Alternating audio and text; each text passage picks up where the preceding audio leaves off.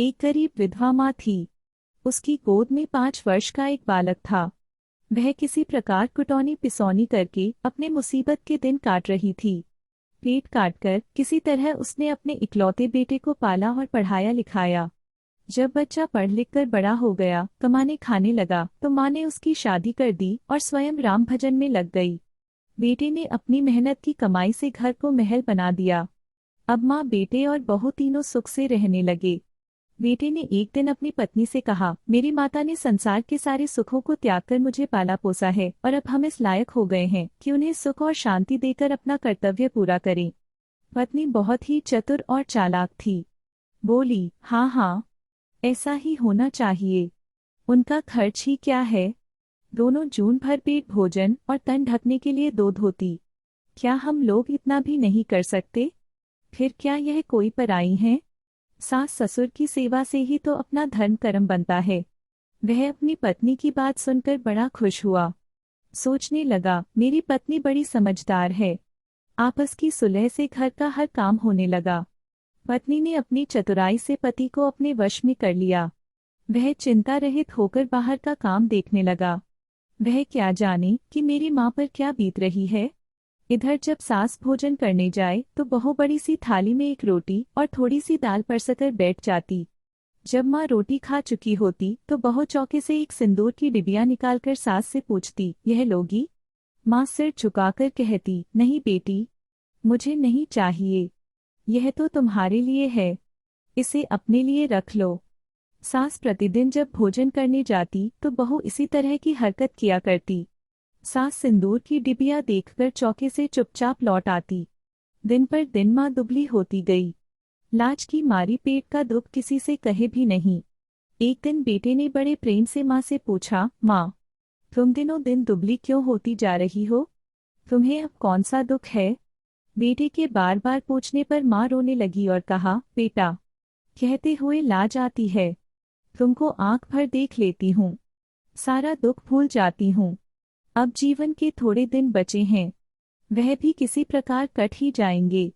बेटा माँ की बात सुनकर बड़े सोच में पड़ गया कि आखिर क्या बात है जिसे माँ को बताने में लाज आती है।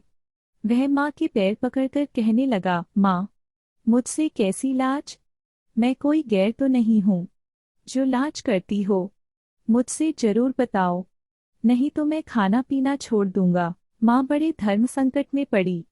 धीरे से बोली, बेटा, मुझे पेट का दुख है। बेटे को यह सुनकर बड़ा दुख हुआ। वह कहने लगा, इतनी धन दौलत के बावजूद तुम्हें पेट का दुख है? बड़ी सोच की बात है माँ, मेरा सारा परिश्रम व्यर्थ है। बेटे ने अपनी पत्नी से पूछा, माँ को पेट का दुख है, यह कैसी बात है? मेरी समझ में नहीं आता। बहू ने तुरंत उत्तर दिया, मैं क्या जानूं? यदि वे न खाएं और पूछने पर न लें तो मेरा क्या दोष? मैं तो बहुत पूछती हूँ, आप चाहें तो खुद सुन लें। वह खुद कहती हैं कि अब हमें न चाहिए, तुम अपने लिए रख छोड़ो तो मैं क्या करूं? जब माँ रसोई में खाने गई तो बेटा छिपकर सुनने लगा। कुछ देर बाद जब बहू ने सिंदूर की डिबिया खोलकर दिखाई और लेने के लिए पूछा तो माँ ने नम्रता से कहा, बेटी, इसे लेकर क्या करूंगी? यह तुम अपने लिए छोड़ रखो, यह तो तुम्हें चाहिए। जो मुझे लेना था ले चुकी। बेटे को माँ की बातें सुनकर बड़ा क्रोध आया कि जब इसे खाना पूछा जाता है तो इनकार करती है और मुझसे कहती है कि पेट का दुख है। बेटे ने माँ को एकांत में पाकर पूछा, क्यों माँ? एक ओर तो तुम कहती हो कि पेट का दुख है, दूसरी ओर बहू के पूछने पर खाना भी नहीं लेती हो और दुनिया भर की बातें करती हो कि हमें न चाहिए। अब मैं लेकर क्या करूंगी? अपने लिए रख छोड़ो। यह दोरंगी बातें कैसी? तुम्हें भगवान के घर जाना है, आखिर झूठ क्यों बोलती हो? माँ ने कहा, मेरे लाल, तुमसे झूठ बोलकर मैं भगवान के घर भी न रह पाऊंगी। मैं झूठ नहीं बोलती, तुम अपनी माँ को झूठी न समझो।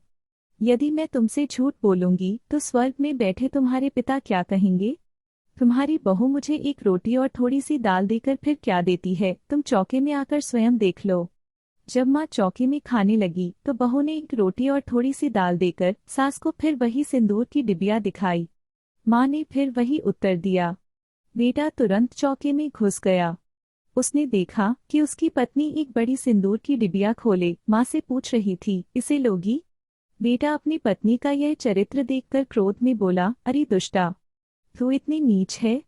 मैं नहीं जानता था। तू हट जा मेरी आंखों के सामने से। मैं आज से तेरा मुंह नहीं देखना चाहता। वह बहू को घर से निकालने लगा, पर माँ ने उसे समझा बुझाकर शांत किया। बहू ने भी सास के चरण पकड़कर क्षमा मांगी। फिर तीनों सुख से रहने लगे। वसे बहुत दूर ताजबर सिंह नाम का जमींदार रहता था। सुजान सिंह और ताजबर सिंह गहरे दोस्त थे।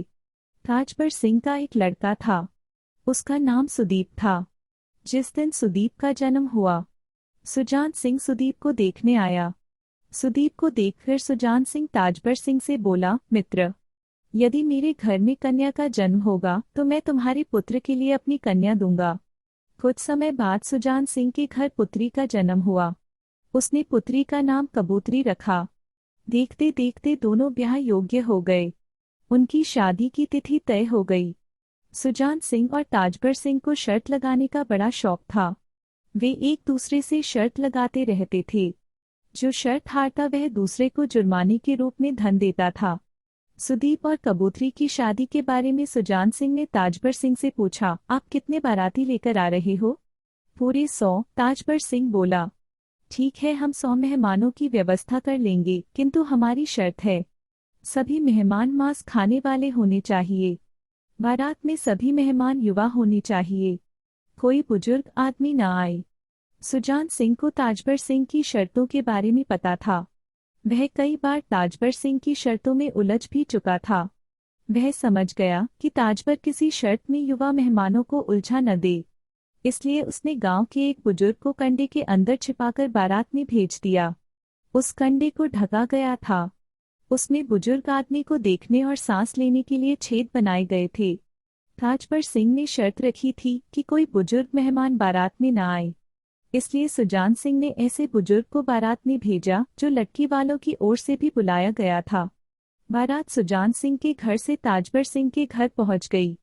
ताजबर सिंह ने बारातियों का खूब स्वागत किया। मेहमानों से वह बोला, देखो भाई, हमने पहले ही कहा था सब बाराती मांस खाने वाले होने चाहिए। इसलिए हमने 100 मेहमानों के लिए 100 बकरों का इंतजाम किया है। हमारी शर्त यह है कि हर बकरा कटेगा और मांस बचना भी नहीं चाहिए। बारात में आए युवा मेहमानों का सुजान सिंह की शर्त को सुनकर सिर घूम गया। उन्होंने सोचा, 100 बकरे यानी एक मेहमान को एक बकरा खाना पड़ेगा। यह कैसे हो सकता है?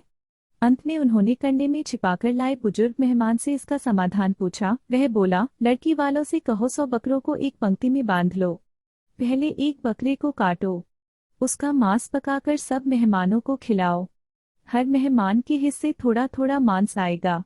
ऐसे ही बारी बारी से एक एक बकरे को काटो, उसका मांस पकाओ और मेहमानों को खिलाओ। युवा मेहमानों ने ताजबर सिंह को यह बात बता दी।